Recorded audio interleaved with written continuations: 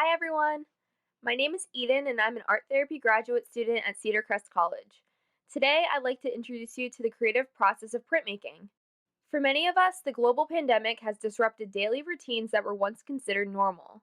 As a result, many individuals, especially children, are having difficulty dealing with this new loss. Discovering and participating in innovative, fun activities that can be done at the comfort of your home may be a great way for children and adults to reduce underlying stress or other concerns related to the pandemic. Throughout this video, I will be introducing materials and demonstrating ways in which they can be used to help us move through these uncertain times. In addition, I will be providing information from peer-reviewed studies that support the integration of printmaking in a therapeutic context. I hope that you enjoy following along with this video and eventually trying this process out on your own in the safety of your home. First, I'd like to introduce the materials that I will be using for my demonstration. I urge you to utilize materials that can be found inside your home with ease, opposed to purchasing brand new materials. The materials I introduce can be adapted to meet your specific needs. They are not set in stone. Remember that there is no right or wrong, and I encourage you to always trust the process. You will need multiple sheets of paper.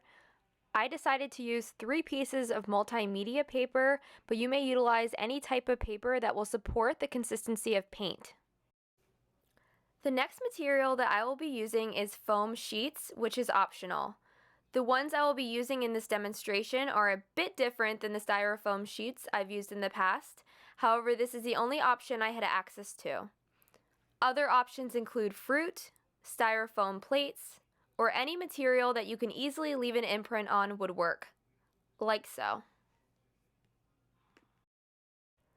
The foam sheets that I am using are adhesive on the back, but I will only be using the side that is foam. You will need a pencil. The next tool I'm using is a brayer, which is also optional. I understand that many of you may not have this tool, and that is completely okay. The alternative option would be a paintbrush. Both options will be demonstrated. The next material, which is paint, is a must.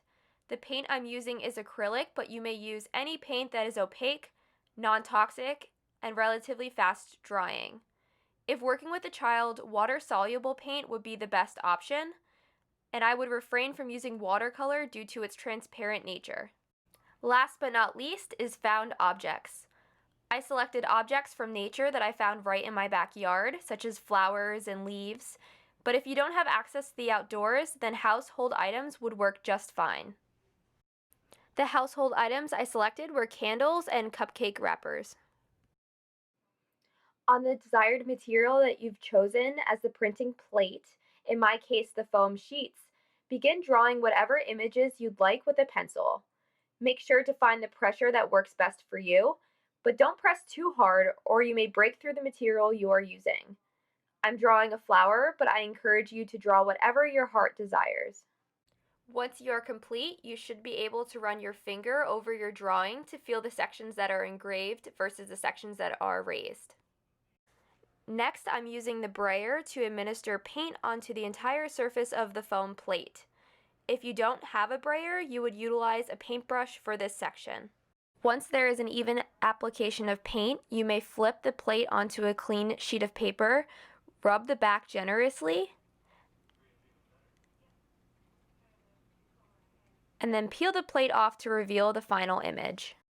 My prints did happen to come out more patchy, but I believe this is because the paint was drying too quickly on the foam due to working outside in the heat. I believe I would have had a different outcome if I used a styrofoam plate in a cooler environment. The printmaking process is experimental, and you never quite know what you're going to get with each print. As stated by Mueller-White 2002, I am never exactly sure how a print will come out. The pulling of a print is always a bit of a mystery and holds some apprehension. There is a lack of control and a sense that the process itself creates some of the resulting artwork, and that can be frustrating but enormously freeing. The unpredictable nature of printmaking is similar to the unpredictable nature of the current pandemic. Rather than become overly resistant due to the lack of control, printmaking may grant individuals the opportunity to practice slowing down while engaging in the creative process, inviting discomfort in rather than pushing it away.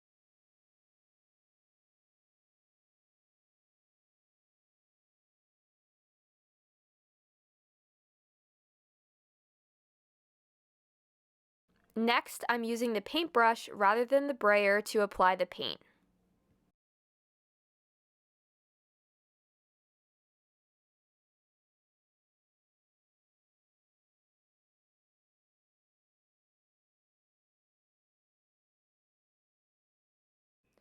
As a method of experimentation, I decided to layer this plate onto the first print I created. I was curious to see what would happen. To demonstrate that there is still structure involved when creating prints, I decided to test out how the found objects would appear on a blank sheet of paper prior to applying them onto the official sheets. I'm testing out both sides of the leaves to see which one I prefer. It's always important to examine the surface of the objects you wish to print. You could see the difference between these two right here.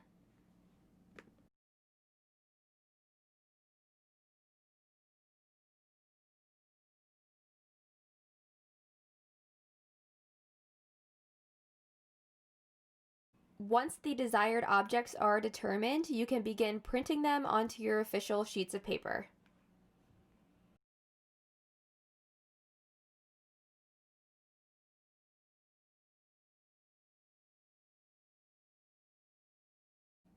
According to Dean 2016, printmaking in its many forms is a viable and creative way to work with imagery in a therapeutic situation. The ability to use intellectual skills, as well as surrendering to the creative process, the divine, invites working with that which is unpredictable for a wide range of therapeutic situations.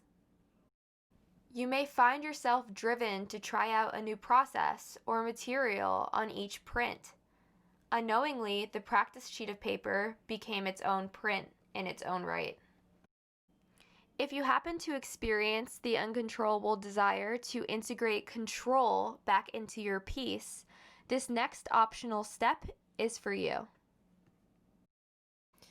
I decided to go back in with two-dimensional materials to emphasize specific sections of the piece that may have gotten lost in the unpredictable process. Here you can see me going back in with oil pastels, colored pencils, or even paint.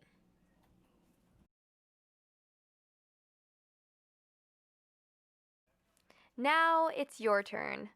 Gather your desired materials and begin the creative process of printmaking in a way that works best for you. Thank you for watching, and I hope the art of printmaking will brighten your day during these very dark times.